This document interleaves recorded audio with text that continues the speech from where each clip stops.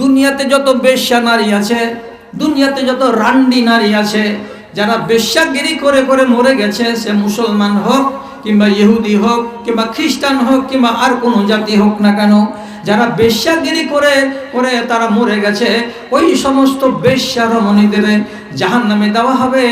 আর তাদের শরম গাহা দিয়ে পানি চুয়ে চুয়ে বেরিয়ে বেরিয়ে আসবে সারা সারা দিন, সারা সারা রাত। আর সেই কোটি কোটি কোটি কোটি বেশ্যাদের শরম গাহ দিয়ে জনিদার দিয়ে যে পানিগুলো এক জায়গায় জমা হবে, সেই নহরটার নাম হলো গৌতা নহর। ওই নহরের পানিগুলো অ্যাকচুয়ালি পানি নয়, এগুলো হলো বেশ্যা রমণীদের শরম গাহ থেকে বেরিয়ে আসে এগুলো রস। সেইগুলো কিয়ামতের দিন পান করতে দেওয়া হবে। কাকে? যারা দুনিয়াতে নেশা পান করত তাদেরকে। কার শখ আছে? কার শখ আছে বেটি ছেলের মলদার দিয়ে, বেটি ছেলের শরমগাহ দিয়ে যে পানি বেরিয়ে আসবে, সে পানিকে তোমার মুখে ঢুকিয়ে দেওয়া হবে যে পানি পান কর? কোন বেটি ছেলের মুখ খাওয়ার জন্য রাজি আছে আমার জাত ভাই? যে হ্যাঁ আমি রাজি আছি, অতএব যদি তুমি রাজি থাকো তাহলে ঠাঠিয়ে যাও, বোতলকে বোতল পাল্টিয়ে যাও আর উল্টিয়ে যাও, তোমাকে কেউ নিষেধ করতে পারবে না। আমি কোন কথা, আমার চাইতে 14 ফিট লম্বা আরো উঁচা যদি মৌলবি আসে, আপনাকে কাবু করতে পারবে না। ওয়াজও শুনছেন, জুমার দিন নমাজও পড়ছেন, আর জুমার মসজিদ থেকে নতুন নতুন চাপ্পাল চুরি করছেন। ও ওয়াজের মজলিসে বসে মোবাইল হারিয়ে যাচ্ছে, তো পটাম করে সুইচটাকে অফ করে দিচ্ছেন যাতে আর মোবাইলটাকে ঘুরিয়ে দিতে না হয়। তাহলে একসাথে সাথে দিন আর বদ্দিন দুটোই চলছে আপনার। আপনি একদিকে ইমানদার আর একদিকে একই সাথে আপনি বেঈমান। এইরকম করে যদি আপনি চলেন, তো এগুলো ইমান আপনাকে নাজাত দিতে পারবে? ফেরাউনেরও ইমান ছিল, হিসাব করেন 10 নয়া। কতটি? আন্দাজে বলছি, এই ইমানটা কতখানি? তো 10 নয়া। ওই ইমানে ফেরাউন নাজাত পাইনি, পাবে না। আবুল আহাবের ইমান ছিল। আপনি আজব কথা শুনছেন নাকি আমার মুখ থেকে যে তাব্বাত ইয়াদা আবিল আহাব, আবিল আহাব, আবিল আহাবের হাত মাটিতে মিলে যাক, বদদুয়া করা আছে কোরআন মাজিদে। ওই আবুল আহাবেরও ইমান ছিল। এই দেখুন এতখানি 10 নয়া ইমান ছিল, ওই ইমানে বাঁচবে না। আপনার যে ইমান এরকম হয়ে গেল, কেমন কথা? আমার ইমান ফেরাউনের মতো হলো আর আমার ইমান আবুল আহাবের মতো হলো। মানে হক কথা বলে বলে বলে বলে নবী মুসা ফেরাউনকে পারেননি বুঝাতে। আর ফেরাউনের মতো জল্লাদের সামনে এমন একটা দৃশ্য একদিন ফুটলো, যে দৃশ্যটা দেখার পরে ওর মগজের তালা খুলে যাওয়া উচিত ছিল। 40 জন জাদুঘর ডেকে আনলো মুসা নবীকে কাবু করবে বলে। কেন? যে মুসা নবীকে আল্লাহ তাআলা যে লাঠিখানা দিয়েছিলেন, এই লাঠি যদি মুসা নবী কোনো জমিনে ফেলে দিতেন, তা এরকম মোটা একটা আজদাহার সাপ হয়ে যেত, ওর কাছে কেউ যেতে পারতো না। আবার যখন খপ করে তিনি হাত দিয়ে ধরে নিতেন, লাঠি হয়ে যেত। মুসা নবীর মুজিজাকে মানবে না, জাদুঘর বলেছিল বলে কাবু করবে বলে 40 জন তার দেশের শ্রেষ্ঠ জাদুঘরগুলোকে একদিন জমা করে গোটা এলাকাতে খবর দিয়ে যে আজকে মুসা নবীকে কি করা হবে, পরাস্ত করা হবে, তোমরা হাজির হও। দর্শকের শেষ নাই, হাজার হাজার দর্শক। এবার মুসা নবী বলছে, ওই তোমার জাদুঘর? বলছে দেখো সামনে 40টা জাদুঘর, সব জাদু করবে, এবার কত পারো তুমি দেখছি। তখন নবী মুসা বললেন, তোমরা জাদু দেখাবে না আমি আমারটা দেখাবো? শুরু করবে না আমি শুরু করব? তখন যতটি জাদুঘর ছিল, কার হাতে এরকম মোটা এত বড়খান রশি আছে, রশি যদি ফেলে দেয় তো আলাদ সাপ হয়ে যাবে। কার হাতে এখানটা কমচি আছে, ও যদি ফেলে দেয় তো খরিস সাপ হয়ে যাবে। কার হাতে আরেকটা ডান্ঠা আছে, ও যদি ফেলে দেয় তাহলে ডাঁড়াল সাপ হয়ে যাবে। সব বিভিন্ন জিনিস নিয়ে 40 জন জাদুকর সামনে এক এক করে ফেলতে লাগলো। যেমন মাদারির খেলা হয়, এইরকম গোল বৃত্তের মাঝখানে সাপে সাপ, সাপে সাপ, এই মোটা এই মোটা, এই বড় এই বড় এই বড় সাপ, সব কিলবিল কিলবিল কিলবিল করতে লাগলো। নবী মুসা বললেন, আর আছে তোমাদের? তো বলছে, হ্যাঁ আমরা যা করার করে দিয়েছি। ফেরাউন হাসছে একটা বড় চেয়ারে বসে বসে, মুসা তুমি বাখড়ামি করছিলা? তুমি মনে করছো আমার মতো আর জাদুঘর দেশে নাই? এবার নাও, কতটি জাদুঘর তোমার সামনে এনে হাজির করেছি। নবী মুসা বিসমিল্লাহির রহমানির রহিম বলে নিজের লাঠিখানাকে জমিনের উপরে রেখে দিলেন। সঙ্গে সঙ্গে এত বড় সাপ হলো যে সাপের নামও চাভল হলো 1 নম্বর সিঁড়িতে, আর সাপের উপরের চাভল চোয়ালটা হলো দোতলার ওপরকার সাম সাইডে। এত বড় ফাঁক করলো, আর করার পরে যতটি সাপ ছাড়া ছিল সমস্ত সাপটিকে এক এক এক এক করে পেটের ভেতরে ভরে দিয়ে পেটকে টিকটিকা করে দেওয়ার পর খালি তাকাইছে, আর সাপ আছে, আর সাপ আছে, তার সাপ নাই। সমস্ত সাপকে যখন গিলা হয়ে গেছে, নবী মুসা খট করে লাঠিখানকে ধরলেন, সাপটাকে ধরলেন, সাথে সাথে লাঠি হয়ে গেল। 40 জন জাদুঘর এইবার সাথে সাথে তারা বলছে, আমরা মুসা নবীর আল্লাহর উপরে ঈমান আনলাম এবং মুসা নবীকে আল্লাহর প্রেরিত রাসূল বলে মেনে নিলাম, আমরা তোমাকে বিশ্বাস করলাম, তোমার উপরে ঈমান আনলাম। তখনই এই ফেরাউনের মতো জল্লাদ বলেছিল, আমার বিনা অনুমতিতে আমার বেতন খাওয়ার লোক তোমরা, কিসের জন্য তোমরা এই রকম করে মুসাকে মেনে নিলে? অবশ্যই অবশ্যই তোমাদেরকে শুলিতে ছাড়াবো এবং তোমাদের হাত আর পাগুলোকে উল্টা পাল্টা করে আমি কাটবো, আর কাটার পরে শুকনো খেজুরের গাছে তোমাদেরকে ঝুলিয়ে দেওয়া হবে। এত বড় অন্যায় তোমরা করলে কেন? হযরত ইবনে আব্বাস রাদিয়াল্লাহু তাআলা বলছেন, আসবাহু সাহিরাতান ওয়া আমসাউ শাহিদিন। সকালবেলায় হলো সবটি জাদুঘর, আর সন্ধ্যাবেলায় সবটি হলো সোহাদা।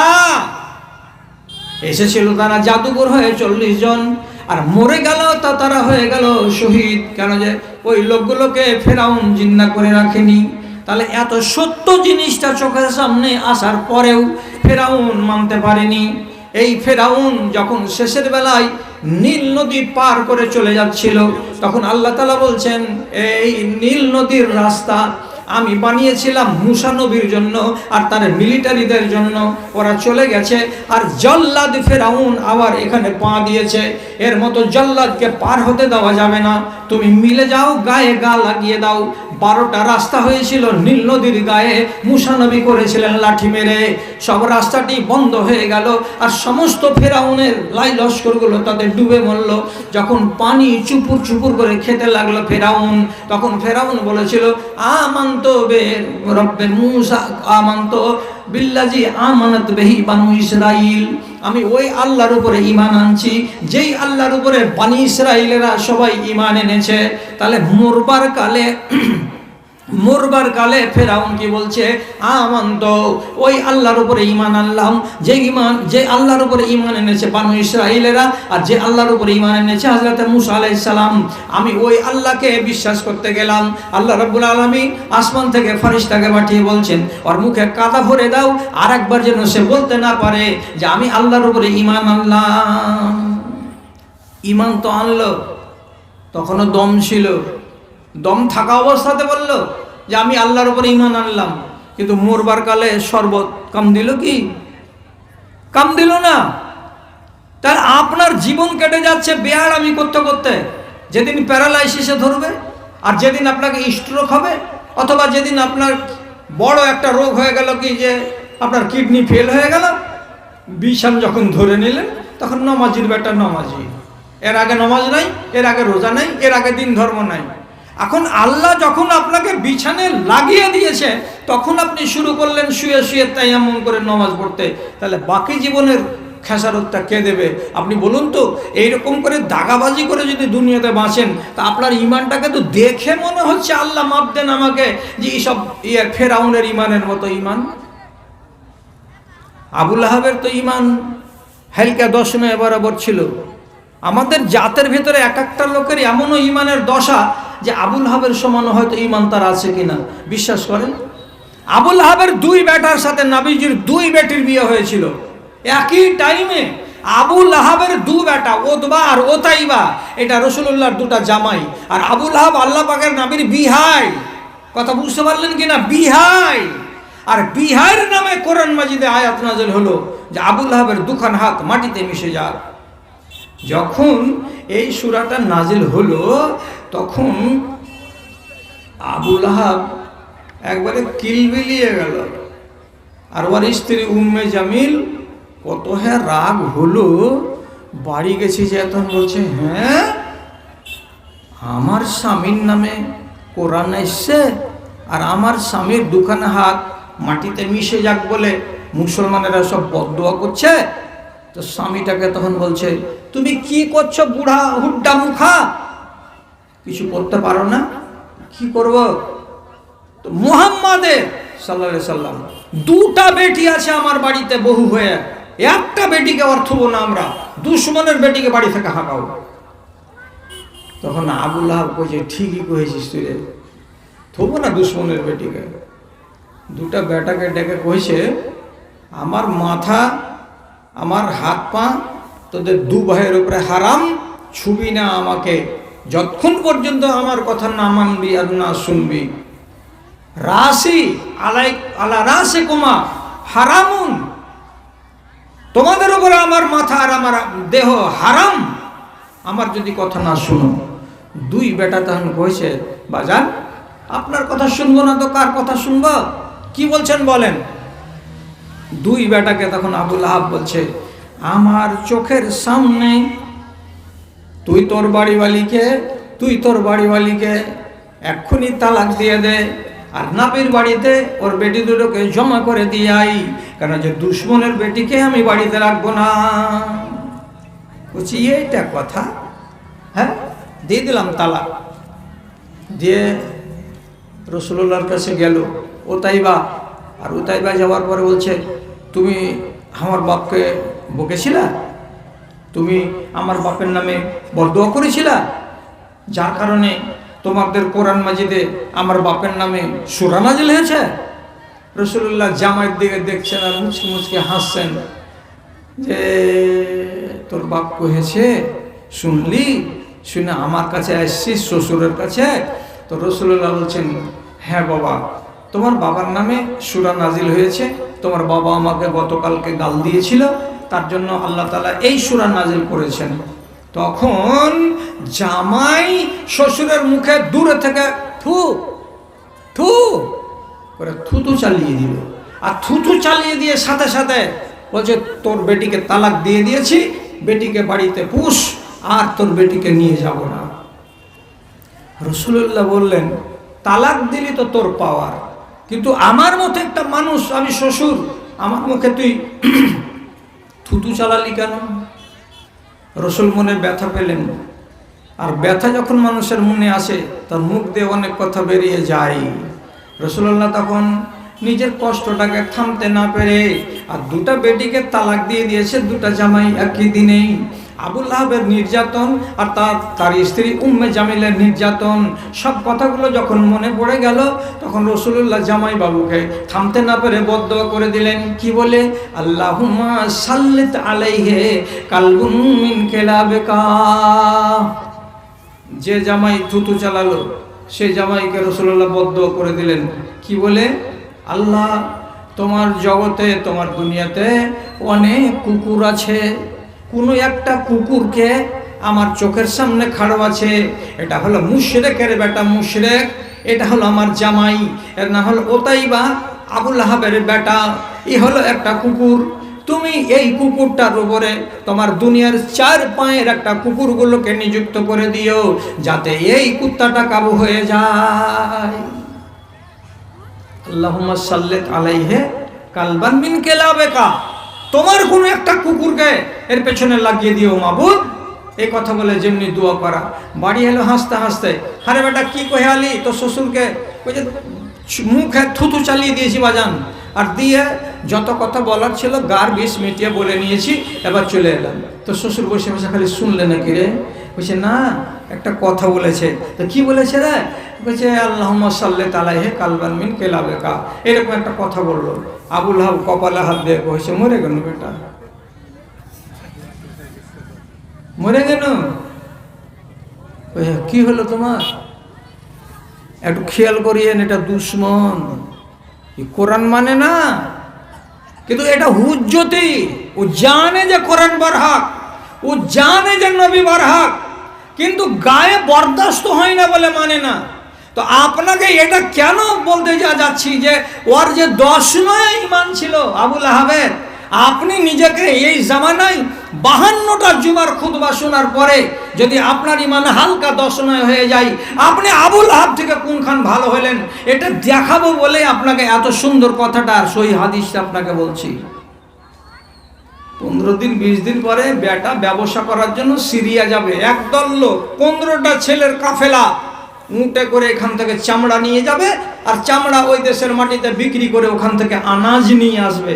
তো যখন কাফেলা রওনা হচ্ছে সব ছেলের দিকে, তখন আবুল আহাব ডেকে বলছে, ও বাজি ইকবাল হোসেন, ও বাজি রেজাউল্লাহ, ও বাজি সলিমউদ্দিন, ও আব্দুল খাবির, তোমরা বাবা 14-15টা ছেলে যাইছো, তোমাদের সাথে তোমাদের দলে আমার বেটা উতাইবাও যাচ্ছে।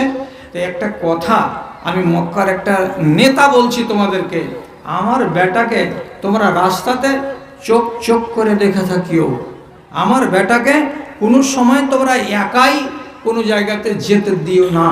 আর রাতের বেলায় যখন ঘুমাবে তখন আমার বেটাকে কিনা রাতে বিছান দিবা না, আমার বেটার বিছানা যেন তোমাদের বিছানার মাঝখানে হয়।